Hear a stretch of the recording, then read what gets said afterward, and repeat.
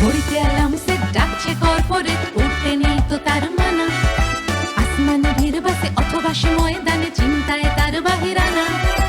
সংসার সামলে নিজের পায়ে দাঁড়ায় সাধারণ কোনো এক মেয়ে, আঁচলে বাঁধা তার ইচ্ছে না সারাদিন আসুক স্বপ্ন সিঁড়িবে। উৎসবে সাবিত্রী রাজপথে আধুনিকা স্বপ্ন সে দেখে হরদম।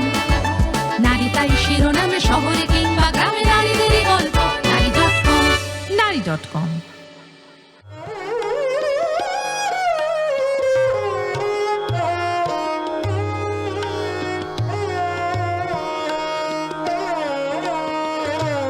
তৃপ্তি মুখোপাধ্যায়। ওম নমো ভগবতে তুভ্যং বাসুদেবায় ধীমহি প্রদ্যুম্নায় অনিরুদ্ধায় নমো সংকর্ষণায় চ।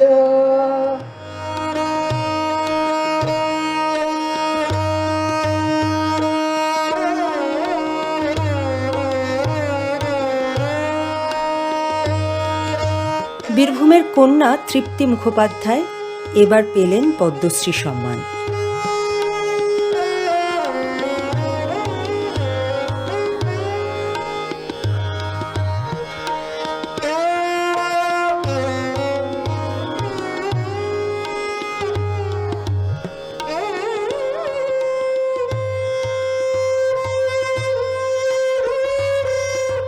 বাংলার নিজস্ব কাঁথা সেলাইকে তিনি নিয়ে গেছেন এক অনন্য উচ্চতায়।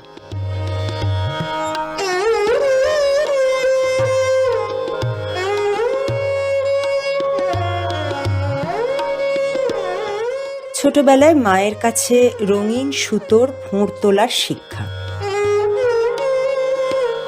ছোটবেলায় যা ছিল নেশা, পরে তাকেই নিলেন পেশা হিসেবে।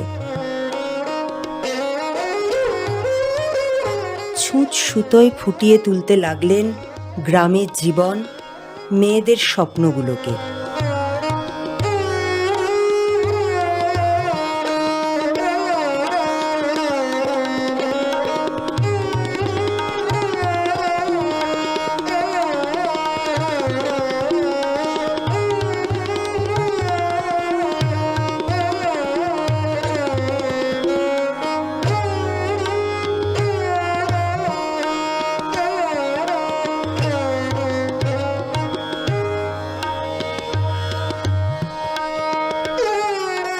1990 সালের পর থেকে শুরু করলেন প্রশিক্ষণ কর্মসূচি। তৃপ্তি মুখোপাধ্যায় বুঝেছিলেন শুধু কাঁথা সেলাই এনে দিতে পারে বহু মহিলার জীবনে অর্থনৈতিক পরিবর্তন। তাই প্রায় 20,000 মহিলাকে স্বনির্ভর করতে হাতে কলমে কাঁথা সেলাই শিখিয়েছেন।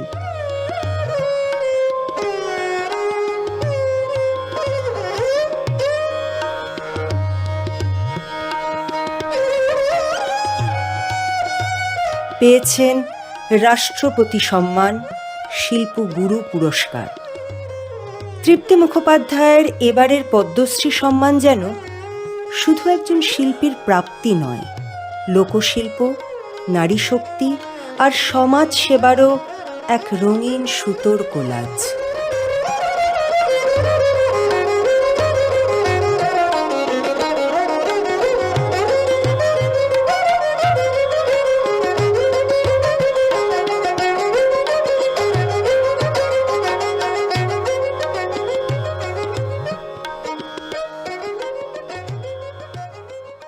গায়ে জড়ানো নকশি কাঁথাটার বুননে কতগুলো স্বপ্ন জড়িয়ে আছে কে জানে, কতগুলো আঙুলের দুপিঠ আর তালুর স্পর্শ আছে সেলাইয়ের প্রতিটি লাইনে। মনের স্বপ্নমাখা ভালোবাসার ছোঁয়াগুলো বিকিয়ে যায় হাটে সাংসারিক প্রয়োজনে। এই যে কবিতার লাইনগুলো, সেটা শুনে কি মনে হলো দর্শকদের যে এর সঙ্গে সূচি শিল্পের কোনো যোগ আছে কি? একদম ঠিক ধরেছেন, আছে, অবশ্যই আছে। আমার ছোটবেলায় আমি দেখতাম বাড়িতে যখন কোনো নবজাতক বা নবজাতিকার আগমন হতো, তখন সেই শুভ কার্যটি সম্পন্ন করার পাশাপাশি তাকে আশীর্বাদ যেমন দেওয়া হতো, তার জন্য আমার ঠাকুমা, জেঠিমা সবাই না কাঁথা করতেন। তারা নানান ধরনের কাঁথা বুনতেন এবং গায়ে অনেক রকমের মোটিভ, অতটা বুঝতাম না, কখনো বড় বড় পদ্ম, কখনো পাতা, কখনো ময়ূর, তারা সেলাই করতে বসে যেতেন। যখন জানতে চাইতাম যে ঠাকুমা কেন বানাচ্ছ এটা, বলে আমার হাতে স্পর্শ বাড়ির ওই ছোটটির নরম শরীরে লেগে থাকবে, তাই একটা আগ্রহ জন্মেছিল এবং আমাকেও দেওয়া হয়েছিল। আমার টেপ ফ্রকের গায়ে সাদা রঙের যে মুরগি, হাঁস এসব লেখা টেপ ফ্রক হতো, তার গায়েও কিন্তু এই সূচি শিল্প করে দিয়েছিল আমার বাড়ির বড়রা। অর্থাৎ বাড়িতে বাড়িতে কাঁথা শিল্পের একটা প্রচলন কিন্তু বহু বছর ধরে আছে। শুধুমাত্র ওপার বাংলায় যে আছে এমনটা নয়, এপার বাংলার ঘরে ঘরে সমান সমাদৃত। আরেকটা কথা বলতে চাই যে পল্লী কবি জসিমউদ্দিন তার যে সেরা আখ্যান কাব্য নকশি কাঁথার মাঠ, তাতেও তো আমরা দেখেছি যে সাজু তার প্রেমিকের জন্য অপেক্ষা করতে করতে তার মনের দুঃখের কথা কাঁথার নকশায় ফুটিয়ে তুলেছিল। আর সেই অপেক্ষার অবসান যখন আসে, তখন রূপাই এসে সেই কাঁথার ওপরেই কিন্তু বিশ্রাম নিয়েছিল। এ তো গেল সাহিত্যের কথা, কিন্তু আপনারা দেখতেই পাচ্ছেন আমার সঙ্গে আজ যিনি আছেন পদ্মশ্রী প্রাপ্ত শ্রীমতী তৃপ্তি মুখার্জি। তিনি কাঁথা শিল্পের জন্য এবছর পদ্মশ্রী সম্মানে ভূষিত হয়েছেন। তার কাছ থেকে তার জার্নি বা সফরের কথা আমরা শুনব, সেই সঙ্গে দর্শকরা। নমস্কার। নমস্কার। এই যে আমি বলছিলাম না যে একটা পুরনো গন্ধ আছে, পুরনো একটা স্বপ্ন আছে, পুরনো ভালো লাগা, ভালোবাসা সব কিছু জড়িয়ে আছে কাঁথা শিল্পের সঙ্গে, কি বলবেন আপনি? এটা তো সত্যি যেটা আপনি বললেন যে আমরা তো ছোট থেকে মা ঠাকুমার কাছ থেকে, কাকিমাদের কাছ থেকে তো দেখে এসেছি যে কিভাবে তারা বাচ্চাদের প্রতিপালন করার জন্য ছোট ছোট কাঁথা বুনতো বাড়িতে, এবং সেগুলো সেই পাড়, কাপড়ের যে পাড় হয় সেই পাড় থেকে সুতো বের করে কি সুন্দর করে বানাতো। সেটা তো আমি প্রথম থেকে দেখে দেখে আমার বাড়ি থেকে আসছে, এবং আমার মা খুব ভালো সেলাই করতেন। সেই সেলাইয়ের মায়ের মানে সেলাইয়ের প্রতি আমি খুব অনুপ্রাণিত হয়েছিলাম। যেমন তিনি এত সুন্দরভাবে হাতের কাজ করতেন প্রেম দিয়ে, তারপরে সেগুলোকে আবার এই যে এরকম ধরনের মধ্যে সেলাই আঁকতেন, আঁকার পরে তিনি ওর মধ্যে লিখতেন। লেখাটা আমার একটা ভালো লাগছে, যেটা হচ্ছে আমার মা প্রথমে লিখেছিলেন জননী জন্মভূমিশ্চ স্বর্গাদপি গরীয়সী, এইটা। তারপরে এনেছিলে সাথে করে মৃত্যুহীন প্রাণ, মরণে তাহাই তুমি করে গেলে দান। হ্যাঁ, এইরকম ধরনের হয়তো একটা পদ্ম ফুল, পদ্ম ফুলের উপরে একটা শাঁখ, শাঁখের উপরে এই যে এইভাবে লেখা, তার নিচে এইভাবে লেখা, এই ধরনের এগুলো আমাদের বাড়িতে থাকতো, এবং সেগুলো দেওয়ালের মধ্যে বাবা ফ্রেম দিয়ে সেগুলো করিয়ে নিয়ে আসা করাতো, কাঁচ লাগিয়ে করে সেগুলো আবার ঘরের মধ্যে সাজিয়ে রাখতো। এটা দেখে খুব ভালো লাগতো, এবং সেটাকে দেখতে দেখতে আমি মনে করেছিলাম মা এত সুন্দর করছে, তো সেইভাবে আমিও শিখতে লাগে। আমিও ওই ছোটো থেকে মায়ের কাছ থেকেই শিখেছিলাম। তো মা কি ধরে ধরে শেখাতেন নাকি? হ্যাঁ, ধরে দেখতে প্রথমে দেখতে দেখতে তো দেখুন, কোনো জিনিসকে যদি আমি শিখবো মনে করি তাহলে দেখতে হবে, এবং দেখার পরে ব্রেনটাকে তার প্রতি আকৃষ্ট করতে হবে, তবেই না আমি শিখতে পারবো। ঠিক সেরকমই হয়েছে। তাহলে মার দেখে দেখে এই শুরু হলো আর কি। তারপর তো যত বড় হচ্ছেন আর কি, বা বড় হচ্ছিলেন, সেই সময়টা কিরকম ছিল? পড়াশোনার পাশাপাশি সেলাইটাও চলছিল? পড়াশোনার পাশাপাশি সেলাইয়ের এটা তো থাকতোই। যেমন স্কুলে যখন আমি 6-7-তে পড়ছি, তখন দেখছি একটা ওয়ার্ক এডুকেশনের যে একটা ছিল আমাদের চ্যাপ্টার, সবারই থাকে যেটা, তো সেটাতে আমি সেলাইয়ের কাজটা করতাম। এবং সেলাইয়ের কাজটা করলে আমার ছোট থেকে আমাদের যে দিদিরা ছিলেন তারা পর্যন্ত এত অনুপ্রাণিত হয়ে গেছেন যে এত সুন্দর সেলাই, সবাই শিখতে মানে একটা আগ্রহ ছিল, এই আমাকে একটু দেখিয়ে দিস না, আমাকে একটু দেখিয়ে দিস না, এইভাবে সবাই করতো। আমারও ভালো লাগতো সবাইকে দেখিয়ে দিয়ে, যেন আমাকে তখনই মনে হতো যেন আমি এদের একটা মাস্টার হয়ে গেছে। মানে ওই যে সবাই তখন চাইছে যে আপনি শিখিয়ে দিন। হ্যাঁ, আর করতে করতে ওটার মধ্যে একটা আগ্রহ তৈরি হয়, জানতে ইচ্ছে করে যে এই বিষয়টা সম্পর্কে আমি আরো কতটা এগোতে পারি। তো এই এগোনোটা কবে থেকে শুরু হলো? যে ওটা তো শিখছিলেন, বাড়িতে মাকে দেখলেন, কিন্তু মনে হচ্ছিল যে এটাকে পেশা হিসেবে আমি নিতে পারি। হ্যাঁ, এটা তো পরবর্তীকালে যখন আমি আমার স্কুল থেকে যখন করে চলে আসলাম, মানে স্কুল থেকে ধরুন হয়ে আসলো বেরিয়ে, তারপরে আস্তে আস্তে পাড়া প্রতিবেশী এরা সবাই তো জানতে পেরে গেছে যে মেয়েটার কাছে সেলাই গেলেই তখন ওই একটা ছিল যে আমাকে একটু দেখিয়ে দিস তো, এমনকি আমার মায়ের থেকেও বড় যারা ঠাকুমারা তারা বলতে এই আসবি তো, আমাকে একটু দেখিয়ে দিবি তো, আমার তো বাড়িতে নাতি আসছে মনে হয়, নাতি নাতনিরা আসছে, তো এইরকম ধরনের মানে ডিজাইন করে করব আমি, এরকম ধরনের একটা আর ছিল। সেলাইয়ের যে ফোঁড়গুলো সেগুলো জানতেন তখন? হ্যাঁ, সেলাইয়ের ফোঁড়গুলো খুব ভালো জানতাম। বুঝলাম। তো এই পাড়ার বড়রা তখন আগ্রহ হ্যাঁ, প্রকাশ করছিল, ছোট অর্থাৎ বড় সবাই একটা আগ্রহের হ্যাঁ। মধ্যে থাকতো যে আমার এটা করে দিস তো, আমার একটা বেডশিট বানিয়ে দিস তো, আমার বালিশের কভারটা একটা ফুল বানিয়ে দিস তো, এরকম টাইপের। তো আমার ভালোই লাগতো, করে দিতাম, তারপর ভালো লাগতো। তারপর এটা যখন করতে তখন আমি ভাবলাম যে এটাকে আমি আস্তে আস্তে যখন অনেকে পাড়া প্রতিবেশী বা আশেপাশের লোকে অনেক গরিব আছে যারা এটাকে কাজটাকে শিখতো, শেখার পরে তখন আমাকে মনে হয়েছিল যে এদের কাজ দিতে দিতে যদি এদেরকে আমি সম্পূর্ণভাবে কাজটা দিতে পারি তো এদেরও কিছু একটা রোজগারের পথ হয়ে যায়। তো আস্তে আস্তে সেটাকে আমি বাড়াতে লাগলাম, মানে করলাম। তারপরে আমি আমার বাবার থেকে কিছু টাকা নিলাম, তারপরে আমি নিজেই তখন ওই তসর সিল্ক এগুলো কেনার ব্যবস্থা করতে লাগলাম সিউড়িতে নিয়ে। সেগুলো মানে তসরটা তাঁতিপাড়া থেকে যোগাযোগ করে আনা হয়েছিল, নিয়ে এভাবে আস্তে আস্তে সবাইকে যখন আমি কাজটা ঠিকঠাক দিতে লাগলাম তখন এটাকে দেখলাম যে এটাকে অনেকটা বাড়াতে হবে, বাড়াতে গেলে অর্থের দরকার হবে। তো সেটা নিলে আমাকে একটা বিজনেস করতে হবে, বিজনেস করলে এর থেকে যে প্রফিট হবে তবে আমি আস্তে আস্তে সেটাকে রোলিং করতে পারবো, সেটাই আমি আরম্ভ করলাম ওইভাবে। তখন মোটামুটি কতজন কাজ করছিলেন? তখন আমার কাছে প্রথমে তো এই ইয়েতে 5 জনের মতন ছিল, 5 থেকে 20 থেকে 40, 50, 100 এরকম করতে করতে আস্তে আস্তে বেড়ে গেল।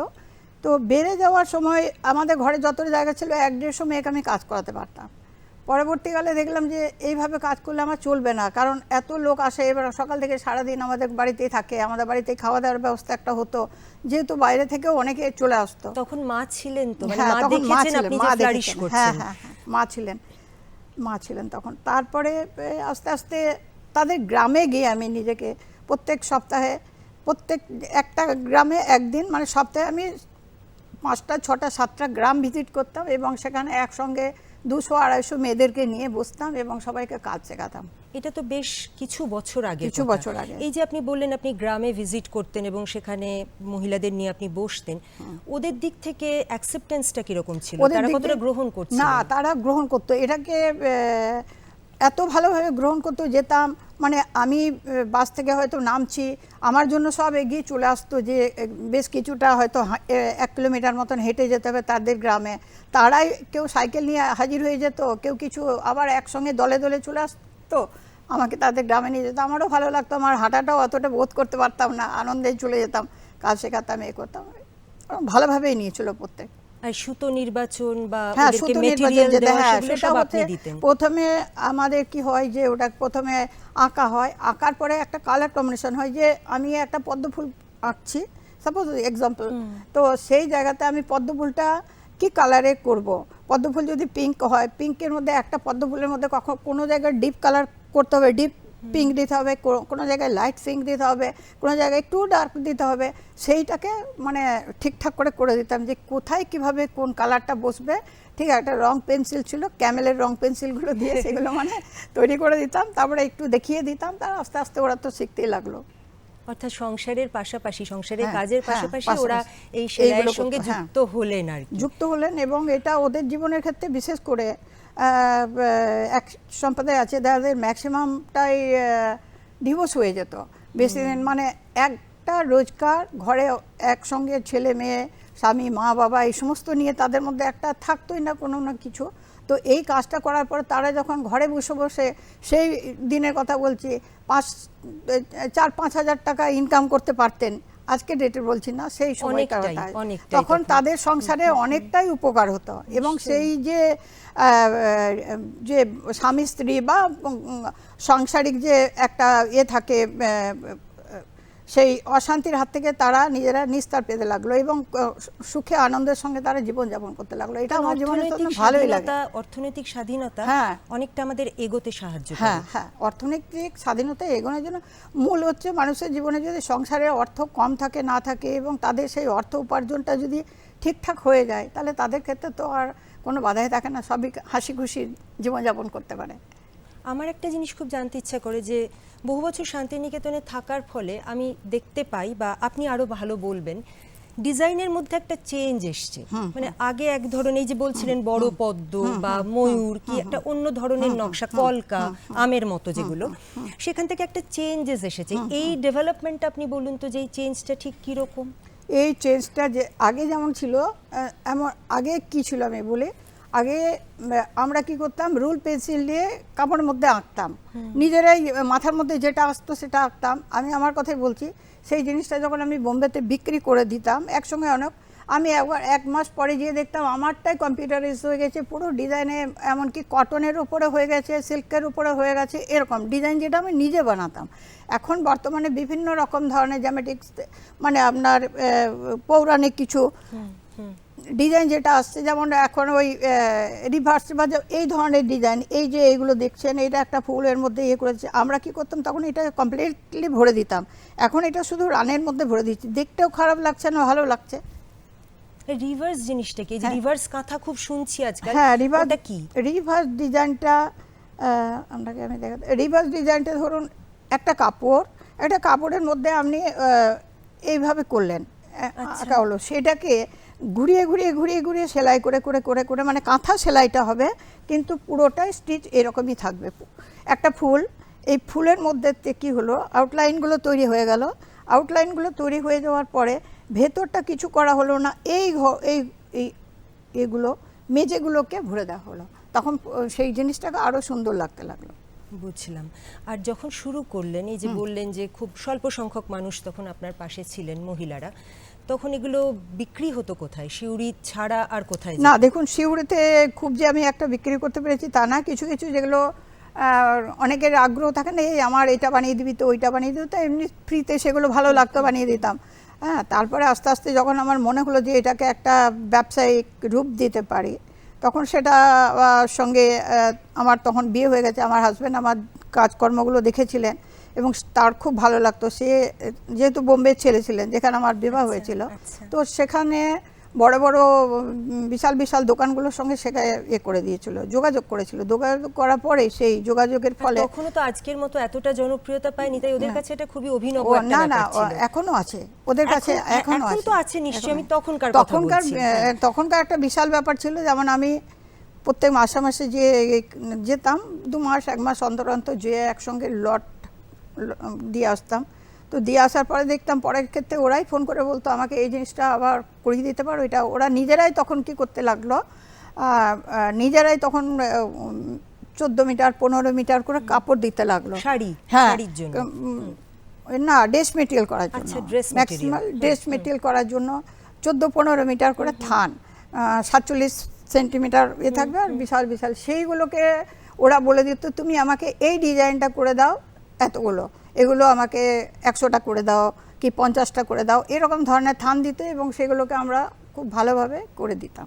ডিজাইনটা কি সম্পূর্ণ আপনার নিজস্ব? হ্যাঁ, সম্পূর্ণ আমাদেরই নিজস্ব ডিজাইন ছিল। কিছু কিছু, যেমন আমাদের বাড়িতে আমার দাদা আছেন প্রকাশ ব্যানার্জি, তিনি খুব ভালো আঁকতে পারেন, তার থেকে কিছু ডিজাইন করাতাম, মানে বললে যে এটা করে দিতে পারবি, দেখতো মোটামুটি করে দিত। বা আমাদের সঙ্গে বেশ কিছু ডিজাইনারদেরও আলাপ পরিচয় আছে, যেগুলো থেকে এটা কিন্তু টিম ওয়ার্ক একদমই, কারণ একা তো করা যায় না, কারণ যত দিন গেছে ততই তো জিনিসটার পরিসর বেড়েছে। হ্যাঁ হ্যাঁ, তো সেই পরিসর যে বৃদ্ধি পেল, সেখানে আর কি কি নতুন যুক্ত হলো? কারণ টেকনোলজি এখন অনেক বেশি, সাউন্ড, আমরা ওয়েল ইকুইপড, আমাদের কাছে অনেক জিনিস আছে।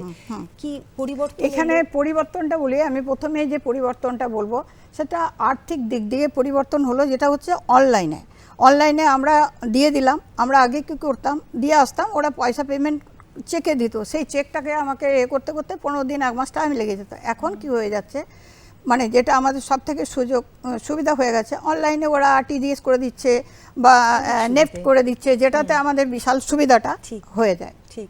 আর দেশের বাইরে নিশ্চয়ই যায়? হ্যাঁ, দেশের বাইরেও যায়, না যাওয়া নয়, দেশের বাইরেও যায়। আমি যদি আপনার কাছে একটা জিনিস জানতে চাই, যে আজকাল দেখি যে খুব খাদি নিয়ে কাজ হচ্ছে, আপনার নিজের কোন মেটেরিয়ালের উপরে কাজটা করতে বেশি ভালো লাগে? হ্যাঁ, আমি বলি আমার নিজের যেটা করতে ইচ্ছা করে, যেটা হচ্ছে তসর এবং সিল্কের ওপরে। আমাদের এই যে আমার যে বিজনেস, যে আমি 20,000 মেয়েদেরকে স্বনির্ভর করেছি, এটা তো আছেই।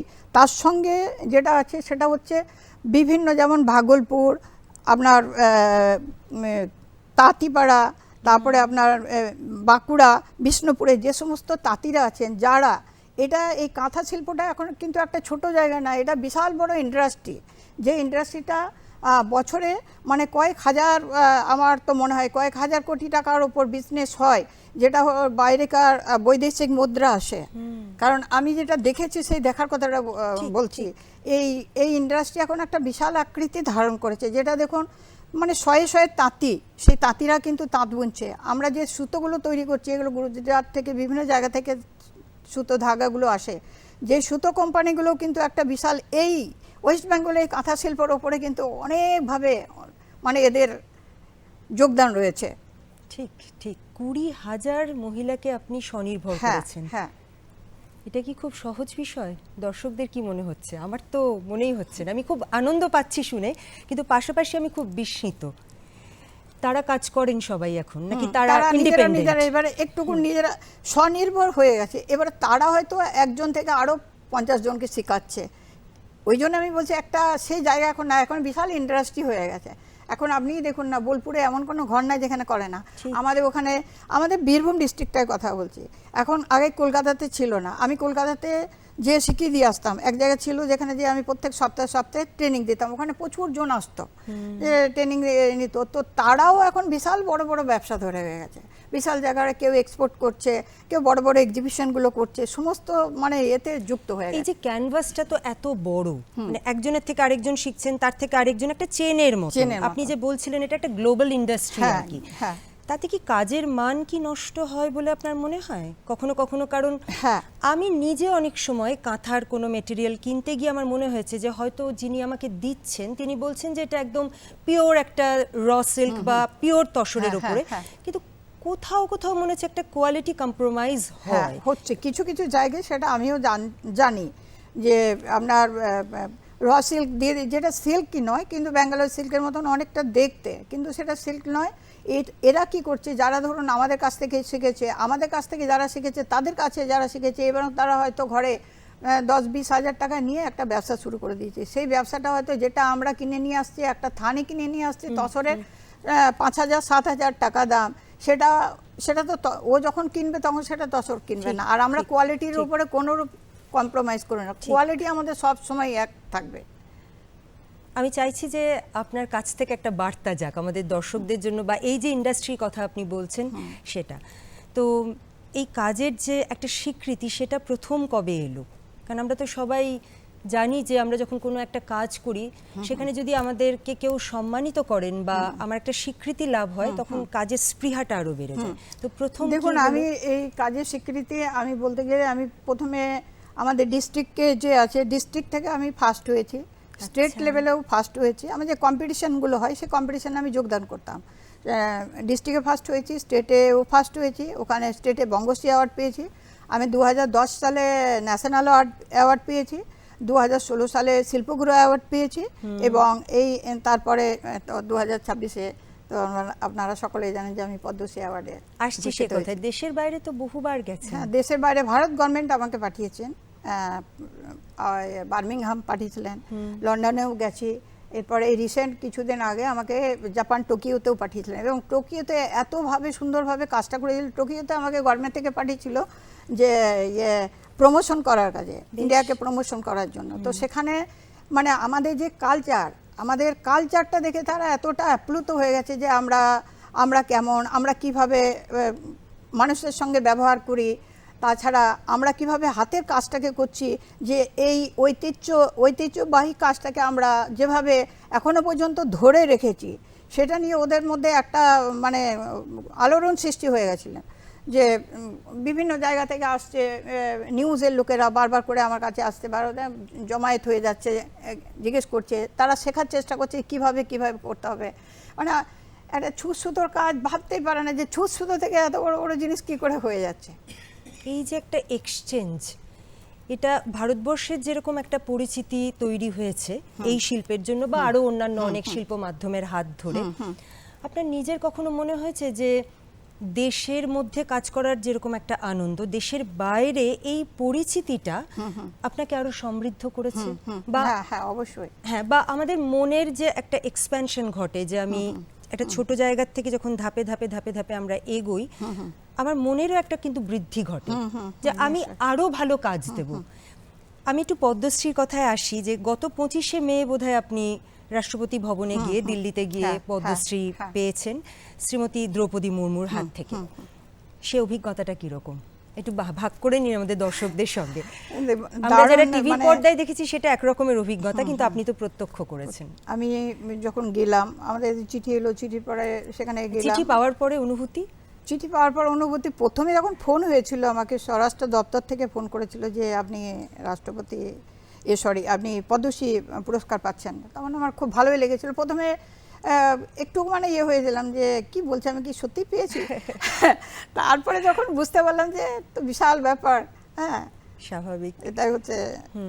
তারপরে গেলাম এখানে যে ওনার কাছে, যে যখন অ্যাওয়ার্ডটা নিতে গেলাম, এবারে সম্ভবত উনি কনগ্রাচুলেশন বললেন, আমি বললাম থ্যাংক ইউ ম্যাম। হ্যাঁ, এটাও আমাকে খুবই ভালো লাগলো যে নিজের মুখে জানালেন। এবং সেকেন্ডবারে যখন আবার আমরা সবাই একসঙ্গে দাঁড়িয়েছিলাম, তখন আবার বললেন এগেন কনগ্রাচুলেশন। আমার ওটাও ভালো লাগছে যে না ঠিক আছে ম্যাডাম, তাহলে বুঝতে পেরেছেন যে কাজের মর্মটা কি। ঠিক ঠিক। এই কথা বলার পরে মনে হয় যে অনেকক্ষণ ওটা সেই আনন্দটাকে নিজের মধ্যে নিয়ে আর কি। ঠিক ঠিক। যেটা আমার জিজ্ঞাসা, যে এই এত বড় একটা স্বীকৃতি পাওয়ার পরে এখন কি মনে হয় যে আমার কাজের যে গতিটা বা আমার কাজের যে দিকগুলো, সেখান থেকে কি কোনো একটা নতুন দিক খুলবে বা ভাবনায় আছে? এটা আমার ম্যাডাম, এটা আমার বেশ কিছু বছর থেকেই আছে, যেটা আমি করতেও শুরু করেছি। আমার এখানে একটা তৃপ্তি ফাউন্ডেশন বলে একটা ইয়ে আছে, সংস্থা আছে, তো শিউরি তৃপ্তি ফাউন্ডেশন। তো সেখানে আমি আদিবাসীদেরকে নিয়ে কাজ করছি। এখানে তো বিভিন্ন টাইপের মানুষদেরকে নিয়ে কাজ করতাম, এখন আদিবাসীদেরকে নিয়ে কাজ করছি। সেখানে গিয়ে তাদের গ্রামে গ্রামে গিয়ে তাদের আমি শিক্ষা, খাদ্য, কিছু না কিছু নিয়ে, বস্ত্র, এইগুলো নিয়ে কাজ করছি। এবং তার সঙ্গে ওদেরকে হাতের কাজটা শেখাচ্ছি, এবং ওরা বিভিন্ন টাইপের হাতের কাজ করানো যেতে পারে। এবং বিভিন্ন টাইপের করতে গেলে ছোট ছোট এক্সিবিশন করে ওদেরকে নিজেদেরকে সেই এক্সিবিশনে বসিয়ে দেবো, যে ওরাও যে কিছু করতে পারে সেটাকে দেখা, মানে করার জন্য এই ব্যবস্থাটা আমি নিচ্ছি, যে তাদেরও একটা ইনকাম হবে, তাদেরও মনের একটা অগ্রগতি বাড়বে, যে একটা আর জায়গার মধ্যে আমরা সীমাবদ্ধ আছি, আমরাও অনেক কিছু করতে পারি। এটার জন্য আমি বিভিন্ন আমার বীরভূম ডিস্ট্রিক্টে যতগুলো আদিবাসী গ্রাম আছে, সমস্ত আদিবাসী গ্রামে আমি এখন কাজ করছি, এবং ওরা আমাকে খুব ভালোভাবেই নেয়। কিরকম আগ্রহ ওদের মধ্যে? ওদের প্রচণ্ড আগ্রহ। সব থেকে যে একটা কাজ দেখার জন্য গেলে অনেককে অনেক জায়গায় আমি দেখেছি কাউকে ঢুকতে দেয় না, কিন্তু ওদের মধ্যে পুরুষ স্ত্রী কোনো ইয়ে নেই, সবাই আমাকে খুব নিজের মতন মনে করেন এবং খুব ভালোবাসেন। যে যখন ওদের বাড়িতেই যায়, ওদের বাড়িতেই বসি, কীভাবে কাজ করতে হবে দেখো, এইভাবে তোমরা কি আগ্রহী? ওরা বলে হ্যাঁ আমরা খুব আগ্রহী। এবং ওদেরকে আগ্রহ আরও যাতে বাড়ে বলে আমি প্রত্যেকটি মানে নারী দিবস যে 8ই মার্চ তাদের বাড়িতে বাড়িতে গিয়ে মানে ফুল নিয়ে যায়, মিষ্টি নিয়ে যায়, এবং প্রত্যেককে একসঙ্গে সমাবেত করি, যে প্রত্যেককে একটা একটা করে গোলাপ দেওয়া হয়, তাদের সঙ্গে মিষ্টি, বাচ্চাদের চকলেট, মিষ্টি সব কিছু দেয়, এবং তারা খুব খুশি হয়। এবং ওরা সেই দিনটাতে ওরা বাইরে কোথাও যায় না, আমার জন্যই ওয়েট করে প্রত্যেকটা, মানে আমি সেটা সকাল থেকে আরম্ভ করে একদম সন্ধ্যে পর্যন্ত শেষ করি, যাতে আমাকে প্রত্যেকটা জায়গাতেই যেতে হবে বলে। আর কি কি পরিকল্পনা আছে, আর কি ইচ্ছে করে করতে? দেখুন, আমার বাড়িতে রাধাকৃষ্ণ আছে, আমার সময় কাটার খুব ভালো ইয়ে আছে, রসদ আছে বলতে পারেন। ঠিক। তো সেসব নিয়ে আমার চলেই যায়। আমার তো মনে হয় কি যে আমার সময়টা যদি আরও একটু পেতাম, তাহলে হয়তো আমি জীবনে আরও অনেক কিছু করতে পারতাম। আর কি কি ইচ্ছে আছে? কারণ আমাদের অনুষ্ঠানের একেবারে শেষ লগ্নে আমরা। আর কি ইচ্ছে করে করতে, কি ভাবতে ইচ্ছে করে, বা এই যে একটা তৈরি হয়েছে একটা ফ্রেম, এই ফ্রেমটার বাইরে আর কিভাবে পা দিতে ইচ্ছে করে বা কি করতে পা দিতে ইচ্ছা করছে, যেটা হচ্ছে আমি বাচ্চাদেরকে এখন শেখাচ্ছি। এই বাচ্চাগুলো যখন হয়তো আমি থাকবো না, তাদের মধ্যে আমি হয়তো বেঁচে থাকবো, তারা ভালোভাবে যখন কাজটা করবে তখন তো বলবে যে এই ম্যাডামের কাছ থেকে আমি শিখেছিলাম, এক ম্যাডাম ছিলেন।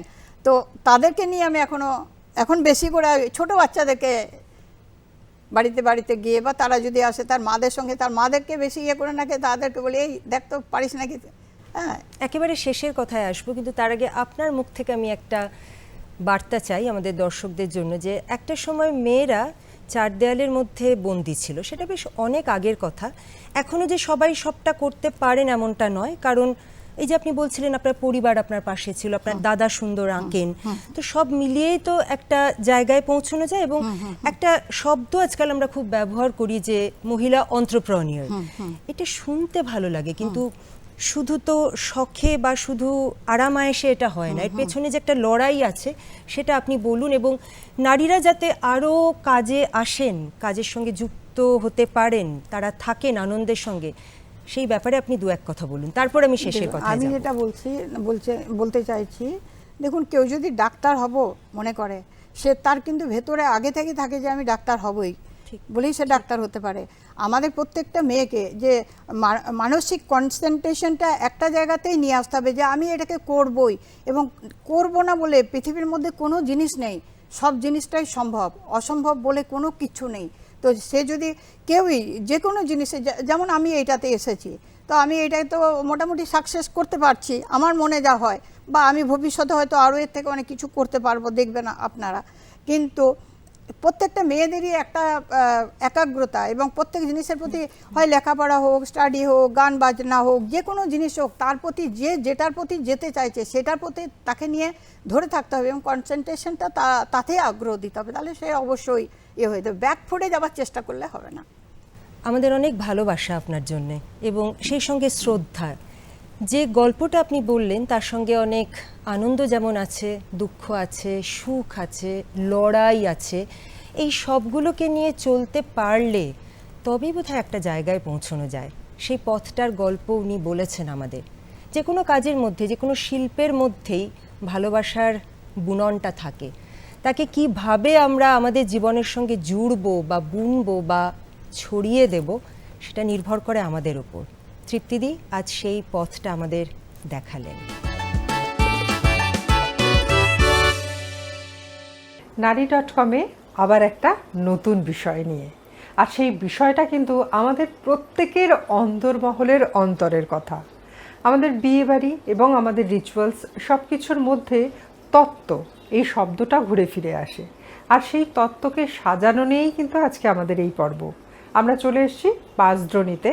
আমাদের সঙ্গে রয়েছেন ইন্দ্রাণী মজুমদার। দিদি, আপনাকে স্বাগত জানাই আমাদের অনুষ্ঠানে। আমরা জানি যে এই তত্ত্ব শব্দটার সঙ্গে আমাদের হিন্দু ম্যারেজ এবং নানান কিছু জড়িয়ে, বা জামাইষষ্ঠীর আগে পরে মেয়ের বিয়ে হবে বা কোনো কিছুতেই আমরা তত্ত্ব পাঠাই। তো এইটাকে আপনি কিভাবে শুরু করলেন? শুরু করা বলতে প্রথম থেকে ভালো লাগে, সব কিছু একটা আর্টিস্টিক ব্যাপার আছে, যেটার মধ্যে আমাদের বাড়িতেও একটা চল একটা ছিল, সব কিছু একটু আঁকা ঝোঁকা, আলপনা করা, পিড়ি আঁকা, এইগুলোর মধ্যে একটা থাকতাম। এবং সব কিছু সাজানোর মধ্যেও যেন মনে হতো যে এটা একটু ঘরটা এইভাবে সাজাই, ওটা একটু এইভাবে সাজাই, এরকম। তারপরে প্রথম থেকেই একটা ব্যাপার ছিল যে আমার যেমন যেখানে আমি ছিলাম সেইখানে যারা পাশাপাশি যারা ছিলেন তাদের অনেকেরই হয়তো বিয়ে বা কিছু মানে জন্মদিন বাচ্চার, একটু আয়না, একটু সাজিয়ে দে, একটু চুলটা বেঁধে দে, এইরকম কিছু ব্যাপার ছিল।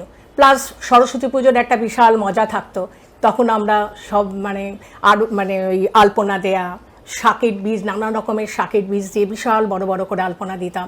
এই আর্ট ব্যাপারগুলো অনেক আগে থেকেই ছিল, কিন্তু তারপরে আস্তে আস্তে অনেকে দেখতাম যে কিছু কিছু বিয়ে হচ্ছে, কিছু জিনিস নিজেরাই ঘরে সাজিয়ে টাজিয়ে নিয়ে আসছে, ঠিক আছে, ফল দিয়ে, এই দিয়ে, এটা ওটা, জামা কাপড় প্লেন ভাবেই নিয়ে আসছে।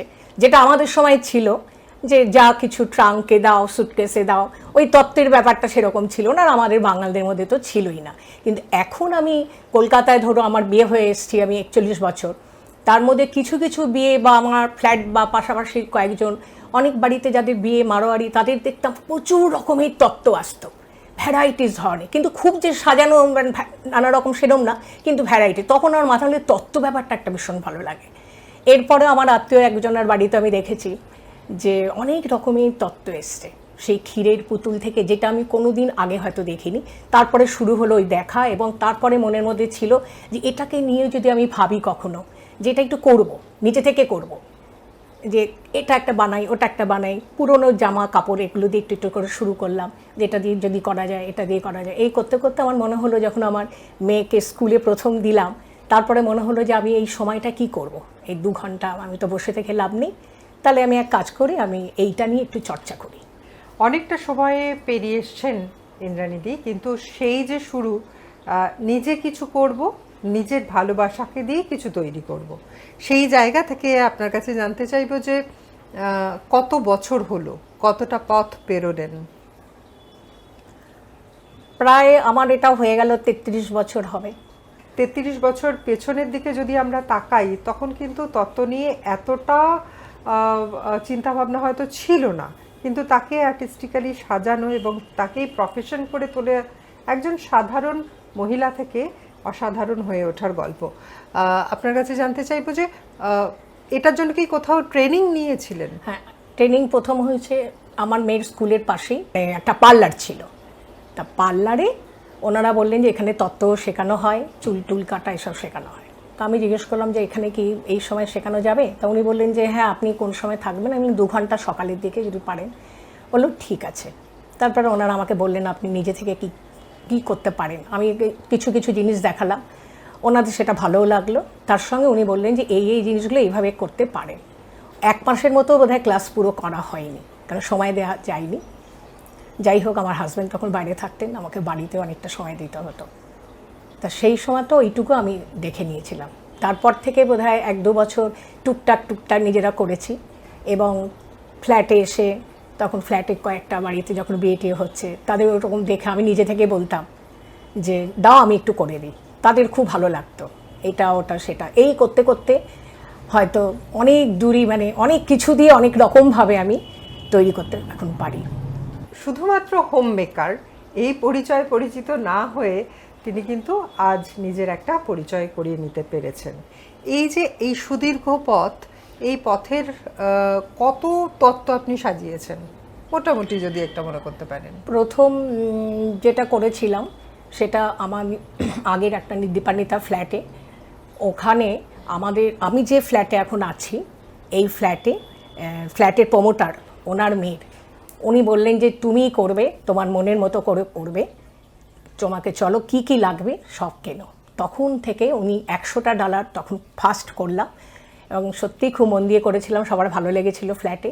এবং ফ্ল্যাটে পরপর সব যখন মেয়েদের বিয়ে হচ্ছে, তখন অনেকেই আমাকে দিয়ে করিয়েছেন, তাদের ভালো লেগেছে। এই 33 বছরে কতজনের তত্ত্ব সাজিয়েছেন? সেটা আমি বলতে পারবো না, অন্তত তো মানে কি বলবো, 4,000-5,000-4,000-এর ওপর তো হবেই, মানে কত যে করেছি, অনেক করেছি। এই মুহূর্তে হিসেব করে উঠতে পারছেন না ইন্দ্রাণীদি যে কত তত্ত্ব সাজিয়েছেন। কথা তো হলো, এবার একটুখানি যদি আমরা দেখে নিই ওনার হাতের জাদু, কিভাবে চট করে তত্ত্ব সাজানো যায়। দিদি যদি আমাদের কিছু দেখান। আমরা বিয়েবাড়িতে যে অর্ডারের মধ্যে তখন জিজ্ঞেস করে বলেও নেই যে আমরা কিন্তু বেনারসিটা দিয়ে আমরা সবসময় ময়ূর বানাবো। এটাতে কেন ভালো হয়, এটার হচ্ছে তোমার আঁচলটা খুব ভালো থাকে, যদিও এটা মানে বেনারসি নয়, কিন্তু বেনারসি দিয়ে করলে জিনিসটা খুব ভালো হয়।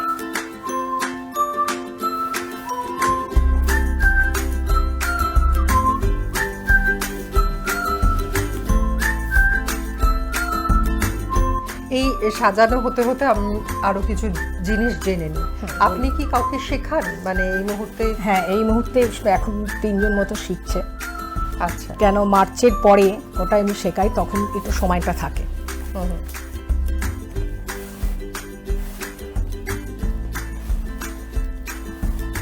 এই যে মেয়েরা আপনার কাছে শেখে, তারপরে কি তারা অনেকেই, যেমন আগে যারা অনেকে শিখে গেছে, তারা নিজেরা হয়তো করছে, বা আমাদের মতন মহিলারা তারা অনেকে ট্রান্সফার হয়ে গেছে, হয়তো আর কোনো যোগাযোগও নেই, তারা নিজেরাই হয়তো ব্যবসা করেন। কিন্তু আমি দেখলাম যে নেটে আমাকে দেখে একজনদের এত ভালো লেগেছে, সেই মেয়েটি নর্থে থাকে, এবং সে হয়তো আমাকে বলেছিল যে, আমি বলেছিলাম তুমি শিখবে, বলছে না আমি কি করছি আপনি সেটা একটু দেখবেন। আর আমি দেখেছি মেয়েটা খুব ভালো করে, কিন্তু আমার কাছে শেখেনি, কিন্তু ও সবসময় বলে যে আপনারটা আমি ফলো করি, যত নেটের সব ছবি দেখি সেগুলো আমার খুব ভালো লাগে, আসতে পারে না ওখান থেকে।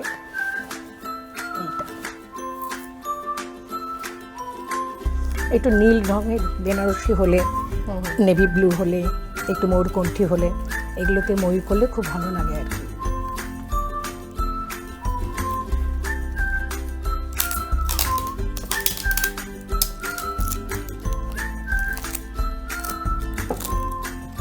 এই এক একটা তত্ত্ব ডিজাইন সাজাতে আপনার মোটামুটি কত সময় লাগে? যেদিনকে মডেলগুলো শুরু করি, মানে মডেলগুলো করলে একদিনে আমি অন্তত 3টে মডেল পুরোটাই কমপ্লিট করব, একটু সময় নিয়ে। আচ্ছা, বাহ, মোটামুটি এইটুকু টাইমের মধ্যে ঝট করে একটা ময়ূর আমরা তৈরি হতে দেখলাম, যেটা বেনারসি দিয়ে বিয়ের তত্ত্ব সাজানোর ক্ষেত্রে তৈরি হয়ে থাকে। আমি কি পেপার কাটিং করে চোখ ঠোক এগুলো সব করব? হ্যাঁ হ্যাঁ হ্যাঁ, আচ্ছা, তাহলে ভালো লাগবে।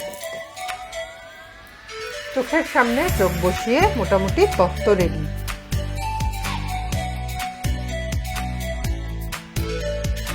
চোখের সামনে আমরা দেখতে পেলাম তত্ত্ব সাজানো কিভাবে হয়, আর এই কাজের মধ্যে দিয়ে উনি 33 বছর কাটিয়ে শিখিয়েছেন প্রচুর মেয়েদেরকে, এবং তার পাশাপাশি ওনার সময়কে কাজে লাগিয়ে একটা ক্রিয়েটিভিটির মধ্যে দিয়ে জীবন কাটিয়েছেন। অনেক ধন্যবাদ জানাই আপনাকে। আপনাদেরকেও।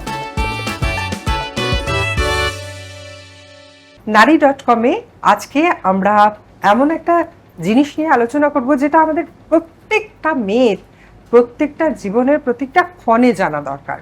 একেবারে ছোটবেলা থেকে বৃদ্ধ বয়স পর্যন্ত আমরা সংসারের নানান কাজে কাজ করতে করতে নিজেদেরকেই ভুলে যাই, অথচ আমাদের শরীর যদি ভালো থাকে তাহলেই কিন্তু আমাদের সংসার থেকে আমাদের পরিমণ্ডল সবকিছু আমরা ভালো রাখতে পারি। সেই ভালো রাখার ঠিকানায়, ভালো রাখার খোঁজে আজকে আমরা এসে হাজির হয়েছি মাইক্রোবায়োলজিস্ট ডক্টর কোকিলা ব্যানার্জির কাছে। আপনাকে স্বাগত জানাই আমাদের অনুষ্ঠানে। আমরা মেয়েরা সাংঘাতিকভাবে কাজকর্ম করি, ছোটাছুটি করি, কিন্তু আমরা নিজেরাই নিজেদেরকে অবহেলা করি। ছোট থেকে একেবারে বয়স পর্যন্ত, মেনার্কি থেকে মেনোপজ পর্যন্ত নিজেদেরকে ভালো রাখার জন্য কোন কোন বয়সে কি কি টেস্ট করানো দরকার এবং কেন দরকার?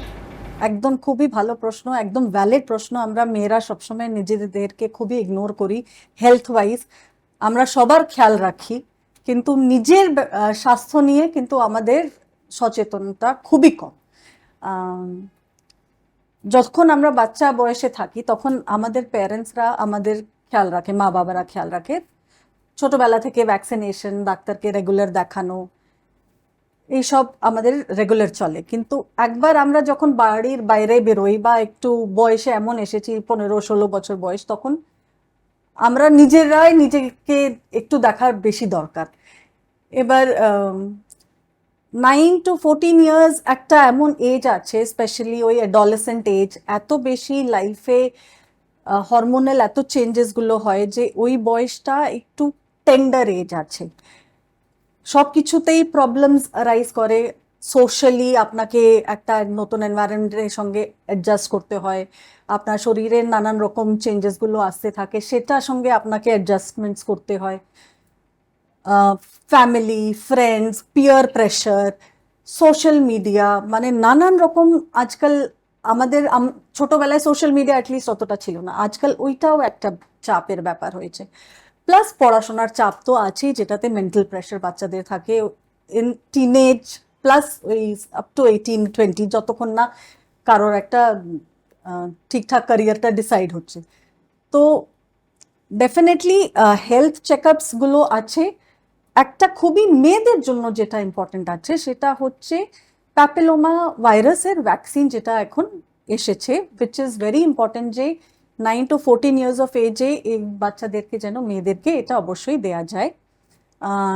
নানান রকম প্যাপিলোমা ভাইরাস ভ্যাকসিন এখন মার্কেটে অ্যাভেলেবল আছে। বাইভ্যালেন্ট আছে, যেটাতে 2টো ভাইরাসের জন্য প্রোটেকশন আছে। তো 9 ভ্যালেন্ট ভ্যাকসিন যেটা আছে সেটা ডোজেসগুলো হয়, যদি এটা 9 to 14 ইয়ার্স অফ এজ গ্রুপে দেওয়া হয় তখন 2টো ডোজ লাগে, 0 and 6 months, 6 to 12 মান্থসের মধ্যে দেওয়া যেতে পারে। কিন্তু যদি এটা মিস হয়ে যায় কারোর, অ্যান্ড 14 ইয়ার্স অব্দি বয়সে যদি দেয়া না হয় আর পরে যদি দেয়া হচ্ছে, তখন it can be given till 45 years of age, মানে 15 থেকে 45 বছর বয়স অব্দি এটা দেওয়া যেতে পারে, কিন্তু তখন একটা এক্সট্রা ডোজ লাগে। তো ফার্স্ট ডোজ 0 ডোজ ধরা হয়, সেকেন্ড ডোজটা 2 মাসের মাথায়, অ্যান্ড থার্ড ডোজটা 6 months from the first dose. তো 0 to 6 এরকম করে এই ডোজগুলো ভ্যাকসিনেশনটা দেওয়া হয়। এবার প্যাপিলোমা ভাইরাস ভ্যাকসিনটা কেন ইম্পর্টেন্ট? এটা এই জন্য ইম্পর্টেন্ট কেন, মোর দেন 90% অফ সার্ভাইকাল ক্যান্সার, যেটা কি না খুবই একটা important cancer, second in our country, plus low socio economic যে দেশগুলোতে আছে সেখানে এটা হাইয়েস্ট ক্যান্সার রিস্ক কজ করে। তো সার্ভাইকাল ক্যান্সার, ভ্যাজাইনাল, ইউরেথ্রাল, ইনোরেক্টাল, মানে মুখের ক্যান্সার, মানে অনেক রকম জায়গায় ক্যান্সার প্লাস ওয়ার্ডসগুলো প্যাপিলোমা ভাইরাসের জন্য, প্যাপিলোমা ভাইরাসটা দায়ী আছে। So 90 to 95% of cases of ক্যান্সারে এই প্যাপিলোমা ভাইরাসটা ধরা পড়ে। এবার প্যাপিলোমা ভাইরাস যদি কারো শরীরে আছে, ইট ডাজন্ট মিন যে সবসময় ক্যান্সার হবে, কিন্তু ক্যান্সার যদি থাকে ওটাতে প্যাপিলোমা ভাইরাসের রোল থাকবে। সো সিন্স একটা ভ্যাকসিন অ্যাভেলেবল আছে, এবার একটা ভ্যাকসিন যদি একটা ক্যান্সার প্রিভেন্ট করতে পারে, এর থেকে ভালো কিছু হতে পারে। ঠিক ঠিক। কারণ আমাদের ক্যান্সার প্রিভেনশন আমরা কখনোই বলতে পারবো না কার কখন কি হবে, কিন্তু যদি একটা ভ্যাকসিন আছে তো ইট ইজ অলওয়েজ বেস্ট যে আমরা একটা প্রোটেকশনটা নিয়ে রাখি। একটা ভ্যাকসিনেশন অন্তত প্রোটেকশন দিতে পারে ক্যান্সারের জন্য, এটা সত্যিই খুব ভালো খবর মেয়েদের জন্য। নেক্সট পরবর্তীকালে কোন কোন টেস্ট বা কোন কোন ভ্যাকসিনেশন মেয়েদেরকে আরো বেশি প্রোটেক্ট করবে বা সেই কথা জানবো। আচ্ছা, এবার আমরা চলে এলাম টু হায়ার এজ গ্রুপ, মানে অ্যাডোলেসেন্ট পিরিয়ডটা শেষ হলো, রিপ্রোডাক্টিভ এজ গ্রুপ যেটাকে আমরা বলি টিল 45 ইয়ার্স অফ এজ। এবার এই এজ গ্রুপে মেয়েরা সব সময় ব্যস্ত থাকে উইথ দ্য ফ্যামিলি, নিজের খেয়াল রাখাটা ওই স্টেজে খুবই জরুরি। আপনি ফ্যামিলি বাচ্চাদের দেখবেন, হাজব্যান্ডকে দেখবেন, নিজেকে না দেখলে হয় না। তো ইনভেস্টিগেশনস, যেটা ইন জেনারেল ইনভেস্টিগেশনস, একটা ব্লাড পুরো প্রোফাইলিং যেটাকে বলে, এভরি ইয়ার একটা করা উচিত, যেটা কাউন্ট হলো, ইউরিন রুটিন এক্সামিনেশন হলো, একটা ফিকাল ওকাল্ট ব্লাড টেস্ট হলো, সেটা একটা lipid profile, liver function test, kidney function test, এইগুলো রুটিনলি করা উচিত। রুটিনলি বলতে বছরে কবার? বছরে একবার এটা সবসময় করে নেওয়া উচিত। Lipid profile and liver function test, specially মেয়েদের মধ্যে একটা আল্ট্রাসাউন্ড অ্যাবডোমেন, একটু ফ্যাটি ফিমেল হলে তখন একটা গল ব্লাডার স্টোনস এর একটা আসতে পারে, ফ্যাটি লিভার মেয়েদের মধ্যে বেশি হয়, লিভার ফাংশন টেস্ট ওই জন্য করা উচিত। লিপিড প্রোফাইল, এই কোলেস্ট্রল কেমন আছে না আছে, হাই ডেন্সিটি লাইপোপ্রোটিন যেটা কি ভালো আমরা বলি, ভালো কোলেস্ট্রল, বাজে কোলেস্ট্রলের রেশিও কেমন আছে, ঠিক আছে কিনা, এইগুলো দেখা খুবই দরকার। জাস্ট লাইক মেন, ছেলেরা সবসময় হয়ে যায়, ওদের হয়তো অফিসে ক্ষেত্রে গিয়ে ওদের হয়ে যায় বা সামহাও ওদের পরীক্ষাগুলো হয়ে যায়, কিন্তু মেয়েদের এটা সবসময় ইগনোর হয়। তো মেয়েদেরও এটা রেগুলার করা উচিত। অ্যাপার্ট ফ্রম দিস আরও একটা জিনিস আছে, ফ্রম দি এজ অফ 30 যেটা স্টার্ট করে দেওয়া উচিত, which is breast self examination, plus একটা ম্যামোগ্রাফি, যেটা কি না 40+ এজ থেকে যদি স্টার্ট করা হয় খুবই ভালো হয়, অ্যান্ড একটা cervical screening for papilloma virus as well as প্যাপ smear. এবার কি রেটে করা হবে সেটা আমরা ডিসকাস করব ইন ডিটেলস। এই বয়সের পরে দেন আমরা will go to the higher age group, যখন পেরিমেনোপজাল একটা এজ এসে যাচ্ছে, উইচ ইজ 40 to 50, মানে কারোর আর্লি মেনোপজ অ্যারাউন্ড 40 হয়ে যায়, কারো 45-50 অন অ্যান অ্যাভারেজ। এই পেরিমেনোপজাল এজে আবার নানান রকম সমস্যাগুলো দাঁড়ায়। সমস্যা যেমন গরম ঝলকানি হলো, মুডের ডিস্টারবেন্সেস হলো, ওয়েট গেইন হলো, এবার আবার ওয়েট গেইনের সঙ্গে আবার chances of developing hypertension, diabetes, এইগুলো। তো এই সবগুলো আবার দেখতে হয়। অ্যান্ড আরও কি একটা সমস্যা দাঁড়ায় যে মেনোপজ হয়ে যাওয়ার পরে বোন ডেন্সিটিটা কমে যায়। তো সেটার জন্য নট অনলি রেগুলার এক্সারসাইজ করা ইম্পর্টেন্ট, অ্যালকোহল স্মোকিং কনজামশন একদম না, প্রপার ডায়েট নেওয়া খুবই দরকার। অ্যান্ড আফটার অ্যান এজ যখন আরও এল্ডারলি হয়ে যায়, তখন একটা ফল রিস্ক অ্যাসেসমেন্ট একটা জিনিস আছে, সেটা একটা করে নেওয়া উচিত, স্পেশালি 60-65 ইয়ার্স অফ এজে।